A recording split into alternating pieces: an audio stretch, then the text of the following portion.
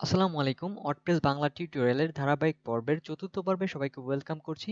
তো গত পর্বে আমরা দেখেছিলাম ওয়ার্ডপ্রেস ওয়েবসাইটে কিভাবে পেজ এবং পোস্ট অ্যাড করতে হয়। আজকের পর্বে আমরা দেখব ওয়ার্ডপ্রেস ওয়েবসাইটে কিভাবে হোম পেজ সিলেক্ট করে দিতে হয়।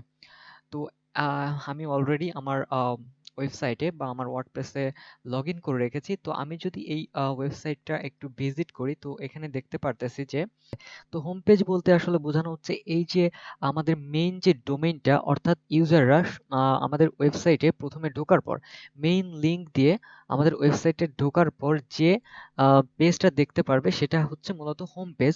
তো এই হোম পেজে এখন আমাদের যে জিনিসটা দেখাচ্ছে সেটা হচ্ছে লেটেস্ট ব্লগ বা লেটেস্ট যে পোস্টগুলা আমরা অ্যাড করেছিলাম সেই পোস্টগুলা বা সেই পোস্ট কিন্তু এখানে দেখাচ্ছে। তো একটি ওয়েবসাইটে সাধারণত পোস্ট হোম পেজ হিসেবে সিলেক্ট করা থাকে না।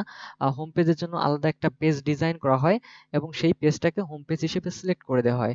তো আমরা গত পর্বে একটি পেজ ক্রিয়েট করেছিলাম, সেটি হচ্ছে হোম পেজ। কিন্তু এই হোম পেজটি কিন্তু এখন আমাদের হোম পেজ হিসেবে এখানে দেখাচ্ছে না। তো আমরা যদি হোম পেজ দেখতে চাই, সেক্ষেত্রে আমাদেরকে এই হোমে আবার ক্লিক করে তারপর হোম পেজে যাওয়া লাগছে, তাই না? সো এখন আমরা হোম পেজটা এখানে দেখতে পারতেছি, কিন্তু আমরা মেইন যে ডোমেইন আছে সেই ডোমেইনে এন্টার করলে কিন্তু আমরা হোম পেজ দেখতে পারতেছি না, ঠিক আছে? এখানে আমরা পোস্ট দেখতে পারতেছি, ব্লগ পেজ বা পোস্ট পেজ দেখতে পারতেছি। ওকে, সো আমরা যদি কোনো একটা ওয়েবসাইট ভিজিট করি, যেমন এই ওয়েবসাইটটাতে আমরা হোম পেজ হিসেবে দেখতে পারতেছি এরকম একটি ডিজাইন, তাই না?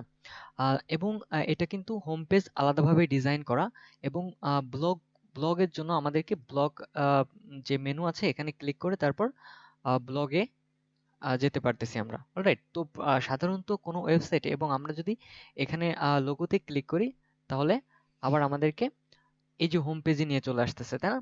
তো সাধারণত কোনো ওয়েবসাইটে হোম পেজ হিসেবে ব্লগ পেজ থাকে না। হোম পেজ হিসেবে হচ্ছে অন্য কোনো একটা পেজ সিলেক্ট করে দেওয়া থাকে, যেটা সাধারণত হোম পেজটা অনেক সুন্দর করে ডিজাইন করা থাকে, ঠিক আছে?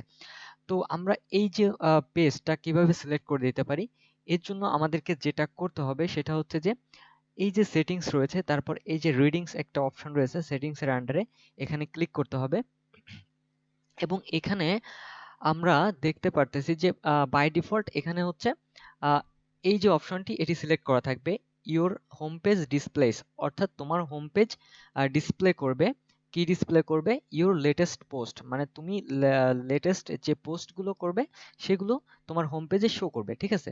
তো আমরা এটিকে চেঞ্জ করে দিতে পারি। আমরা চাচ্ছি না যে আমাদের ওয়েবসাইটের হোম পেজে আমরা যে পোস্ট করি সেই পোস্টগুলো শো করুক। পোস্টের জন্য আমরা আলাদা ব্লগ পেজ তৈরি করব।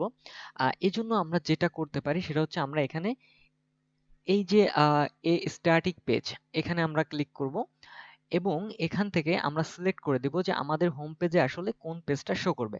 সো এখান থেকে আমরা দেখতে পারতেছি দুটো পেজ রয়েছে আমাদের। এই যে আমরা এই যে পেজ অপশনে, এই পেজের অপশনে কিন্তু দুটো পেজ রয়েছে, যেই পেজ দুটো কিন্তু আমাদের এখানে শো করতেছে। তো আমরা হোম পেজ তৈরি করেছিলাম, আমরা চাচ্ছি যে আমাদের হোম পেজ আকারে এই যে হোম যে পেজটা তৈরি করেছিলাম সেটি দেখাবে, ঠিক আছে? এবং পোস্ট পেজ কোনটা দেখাবে, অর্থাৎ আমাদের যে পোস্টগুলো রয়েছে এই পোস্টগুলো কোথায় শো করবে, ঠিক আছে? তো এখন আমাদের ওয়েবসাইটে হচ্ছে দুটো পেজ রয়েছে, একটা হচ্ছে হোম এবং স্যাম্পল। আমরা অলরেডি এখানে হচ্ছে হোম পেজ সিলেক্ট করেছি, হোম পেজ সিলেক্ট করে দিয়েছি আমাদের হোম পেজটা শো করানোর জন্য। যে এখানে যখন রিলোড করাবে আমরা একটু সেভ দেই, এবং এখানে যদি এখন আমরা রিলোড দেই বা এই যে লোগো রয়েছে বা টাইটেল রয়েছে এখানে যদি আমরা ক্লিক করি, তাহলে কিন্তু আমাদের এখন হোম পেজ দেখাচ্ছে, কিন্তু এর আগে আমাদের কি দেখাচ্ছিল? ব্লগ দেখাচ্ছিল। অলরাইট, এখন আমরা চাচ্ছি যে আমাদের এই পোস্টগুলা হচ্ছে কোথায় শো করবে? আমরা এখান থেকে যে কোনো একটা পেজ সিলেক্ট করে দিতে পারি। আমরা যদি এখানে আবার হোম সিলেক্ট করে দিই, তাহলে এখানে দেখাচ্ছে যে warning, this page should not be the same. তো এখানে একটা কথা বলা হচ্ছে যে এই যে দুইটা পেজ, হোম পেজ এবং পোস্ট পেজ, এটা সেম হতে পারবে না, ঠিক আছে? এটা অবশ্যই ডিফারেন্ট হতে হবে। সো আমরা এখান থেকে স্যাম্পল যে পেজটা রয়েছে এটাকে সিলেক্ট করে দিতে পারি। এবং এখন যদি আমরা সেভ দেই এবং এখন যদি আমরা এখানে রিলোড দেই, তো আমরা হোম পেজ আকারে এটাকে দেখতে পারতেছি। এবং আমরা যদি এই যে স্যাম্পল পেজে ক্লিক করি, তাহলে এখানে আমাদের যে ব্লগগুলো রয়েছে এই ব্লগগুলো দেখতে পারতেছি। ওকে, সো আগামী পর্বে আমরা ওয়ার্ডপ্রেসের যে ডিফল্ট এডিটর রয়েছে, আমরা এর আগে বলেছিলাম যে ওয়ার্ডপ্রেসের ডিফল্ট এডিটর হচ্ছে গুটেনবার্গ এডিটর। সো এই গুটেনবার্গ এডিটর নিয়ে আলোচনা করব, কিভাবে এই গুটেনবার্গ দিয়ে একটা পেজ ডিজাইন করা যায়। এই বিষয়টি নিয়ে আগামী পর্বে আলোচনা করব।